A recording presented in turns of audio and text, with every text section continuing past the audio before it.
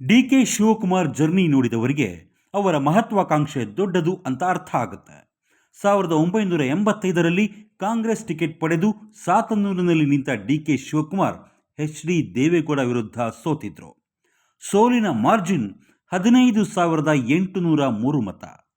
ಅದೇ ಫಸ್ಟು, ಅದೇ last. MLA ಎಲೆಕ್ಷನ್ನಲ್ಲಿ DK. Shivakumar ಸೋತೇ ಇಲ್ಲ. 1989ರಲ್ಲಿ ಡಿ.ಕೆ.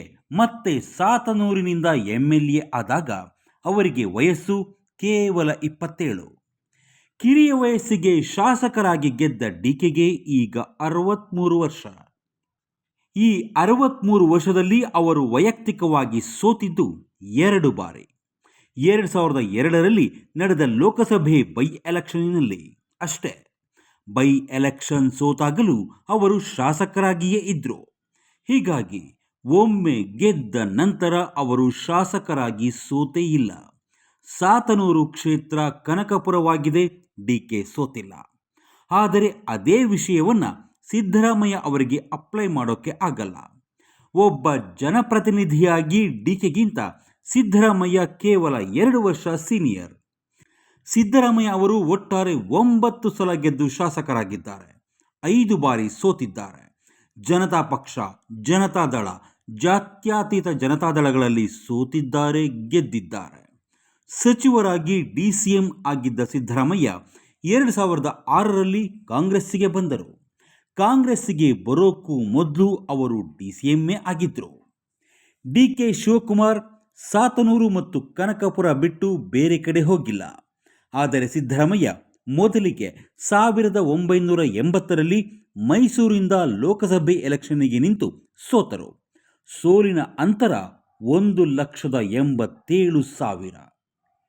1983ರಲ್ಲಿ ಇಂಡಿಪೆಂಡೆಂಟ್ ಆಗಿ ಚಾಮುಂಡೇಶ್ವರಿ ಕ್ಷೇತ್ರದಿಂದ ಗೆದ್ದರು. 85ರಲ್ಲೂ ಗೆದ್ದ ಸಿದ್ದರಾಮಯ್ಯ ಅವರಿಗೆ 89ರಲ್ಲಿ ಚಾಮುಂಡೇಶ್ವರಿ ಗೆಲುವು ಕೊಡಲಿಲ್ಲ, ಸೋತರು. ನಂತರ 1991ರಲ್ಲಿ ಕೊಪ್ಪಳ ಲೋಕಸಭೆಯಲ್ಲೂ ಸೋತರು. 94ರಲ್ಲಿ ಮತ್ತೆ ಚಾಮುಂಡೇಶ್ವರಿಯಿಂದ ಗೆದ್ದ ಸಿದ್ದರಾಮಯ್ಯ ಮುಂದಿನ ಎಲೆಕ್ಷನ್ನಲ್ಲಿ ಮತ್ತೆ ಸೋತರು. 2004ರಲ್ಲಿ ಮತ್ತೆ ಗೆದ್ದರು. ಜೆಡಿಎಸ್ನಲ್ಲಿ ಡಿಸಿಎಂ ಕೂಡ ಆದರು. ಅದಾದ ನಂತರ 2006ರಲ್ಲಿ ಜೆಡಿಎಸ್ ಬಿಟ್ಟು ಕಾಂಗ್ರೆಸ್ಸಿಗೆ ಬಂದು ಬೈ ಎಲೆಕ್ಷನ್ನಲ್ಲಿ ನಿಂತು ಮತ್ತೆ ಗೆದ್ದರು. ಅದು ಸಿದ್ದರಾಮಯ್ಯ ಮರೆಯಬಾರದ ಎಲೆಕ್ಷನ್. ಜಸ್ಟ್ 256 ಮತಗಳಲ್ಲಿ ಗೆದ್ದರು.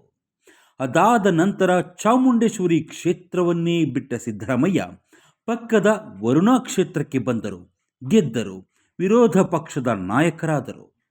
2013ರಲ್ಲೂ ಅವರು ಚಾಮುಂಡೇಶ್ವರಿಗೆ ಹೋಗಲಿಲ್ಲ, ವರುಣಾದಲ್ಲೇ ನಿಂತು ಗೆದ್ದು ಸಿಎಂ ಆದರು.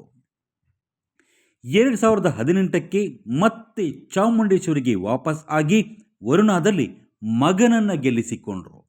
ಆದರೆ ಚಾಮುಂಡೇಶ್ವರಿಯಲ್ಲಿ ಸಿದ್ದರಾಮಯ್ಯ ಅವರೇ ಸೋತು ಬಿಟ್ಟರು. ಆದರೆ ಆಗ ಚಾಮುಂಡೇಶ್ವರಿ ಜೊತೆ ಬಾದಾಮಿಯಲ್ಲೂ ನಿಂತಿದ್ದ ಸಿದ್ದರಾಮಯ್ಯ ಬಾದಾಮಿಯಲ್ಲಿ 1,696 ಮತಗಳ ಅಂತರದಲ್ಲಿ ಗೆದ್ದರು.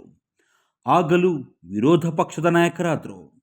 ಆಮೇಲೆ 2023ರಲ್ಲಿ ಮತ್ತೆ ವರುಣಾದಲ್ಲೇ ನಿಂತು ಗೆದ್ದರು. ಚಾಮುಂಡೇಶ್ವರಿಯಲ್ಲಿ ನಿಲ್ಲುವ ಧೈರ್ಯ ಮಾಡಲಿಲ್ಲ. ಈಗ ಮತ್ತೆ ಸಿಎಂ. ರಾಮಕೃಷ್ಣ ಹೆಗಡೆ ಎಚ್.ಡಿ. ದೇವೇಗೌಡರ ಸಂಪುಟದಲ್ಲಿ ಮಂತ್ರಿಯಾಗಿದ್ದ ಸಿದ್ದರಾಮಯ್ಯ ಜೆ.ಎಚ್. ಪಟೇಲ್, ಧರ್ಮಸಿಂಗ್ ಸರ್ಕಾರದಲ್ಲಿ ಉಪಮುಖ್ಯಮಂತ್ರಿಯಾದರು. ನಂತರ ಕಾಂಗ್ರೆಸ್ಸಿಗೆ ಬಂದು 2 ಬಾರಿ ವಿರೋಧ ಪಕ್ಷದ ನಾಯಕ, 2 ಬಾರಿ ಸಿಎಂ ಆಗಿದ್ದಾರೆ. ಮೊದಲ ಬಾರಿ ಶಾಸಕರಾಗಿದ್ದ ಅವಧಿಯನ್ನ ಬಿಟ್ಟರೆ ಅದಾದ ನಂತರ ಅವರು ಗೆದ್ದಾಗಲೆಲ್ಲ ಒಂದಲ್ಲ ಒಂದು ಅಧಿಕಾರ ಸ್ಥಾನದಲ್ಲೇ ಇದ್ದಾರೆ. ಆದರೆ ಡಿ.ಕೆ. ಶಿವಕುಮಾರ್ ಪರಿಸ್ಥಿತಿ ಹಾಗಿಲ್ಲ. ಬಂಗಾರಪ್ಪ ಅವಧಿಯಲ್ಲಿ ಸಚಿವರಾದ ಡಿ.ಕೆ. ಶಿವಕುಮಾರ್ ನಂತರ ಎಸ್.ಎಂ. ಕೃಷ್ಣ ಸರ್ಕಾರದಲ್ಲೂ ಸಚಿವರಾದರು.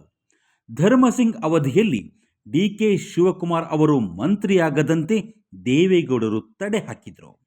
ಸಿದ್ದರಾಮಯ್ಯ ಮೊದಲ ಬಾರಿಗೆ ಸಿಎಂ ಆದಾಗ ಸಿದ್ದರಾಮಯ್ಯ ಅವರೇ ಡಿ.ಕೆ. ಮಂತ್ರಿಯಾಗೋಕೆ ಒಪ್ಪಿರಲಿಲ್ಲ. ಸಚಿವರಾಗೋದಕ್ಕೆ ಬೈ ಎಲೆಕ್ಷನ್ ಗೆದ್ದು ತೋರಿಸಬೇಕಾಯಿತು. ಮಿನಿಸ್ಟರ್ ಆಗಿದ್ದು 1.5 ವರ್ಷ ಕಳೆದ ಮೇಲೆ ಈಗ 2ನೇ ಬಾರಿ ಸಿಎಂ ಆಗಿದ್ದಾರೆ, ಡಿಸಿಎಂ ಆಗಿದ್ದಾರೆ. ಅಧಿಕಾರದ ವಿಷಯಕ್ಕೆ ಬಂದರೆ ಡಿ ಕೆ ಶಿವಕುಮಾರ್ ಅಧಿಕಾರದಲ್ಲಿದ್ದ ದಿನಗಳು ಕಡಿಮೆ ಅಂತಾನೆ ಹೇಳಬೇಕು.